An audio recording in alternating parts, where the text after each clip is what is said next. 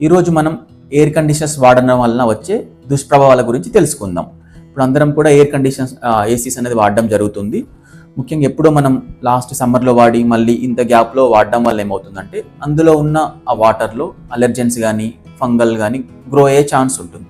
మనం మళ్ళీ సడన్గా రీస్టార్ట్ చేసేసరికి దానిలో ఉన్న డస్ట్ ఆ పార్టికల్స్ అన్నది మనం లోపలికి పీల్చుకోవడం జరుగుతుంది.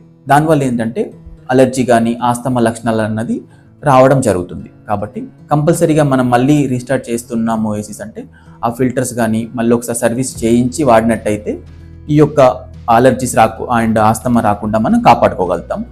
మరియు టెంపరేచర్స్ కూడా మనం 16 to 17 చాలా మటుకు అలా ఆ టెంపరేచర్స్ అనేది వాడడం జరుగుతుంటుంది. అలా వాడడం వల్ల ఏమవుతుందంటే లోపల రూమ్లో ఉన్న ఏసీ రూమ్లో ఉన్న తేమ శాతం అన్నది తగ్గిపోవడం జరుగుతుంది. అంటే ఆ ఎయిర్ అంతా కూడా డ్రై అవ్వడం జరుగుతుంది.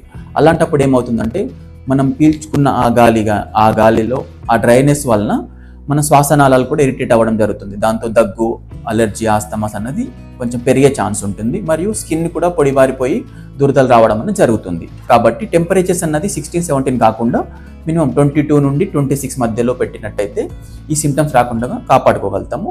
ప్లస్ మనం ఏసీ రూమ్స్లో ఉన్న వాళ్ళు ఫ్రీక్వెంట్గా వాటర్ తీసుకున్నట్టయితే డిహైడ్రేషన్ కూడా అవ్వకుండా మనం చూసుకోవచ్చు. ఇలాంటి కొన్ని జాగ్రత్తలు తీసుకున్నట్టయితే మనం ఎయిర్ కండిషనర్స్ ద్వారా వచ్చే దుష్ప్రభావాల నుంచి మనం కాపాడుకోగలుగుతాం.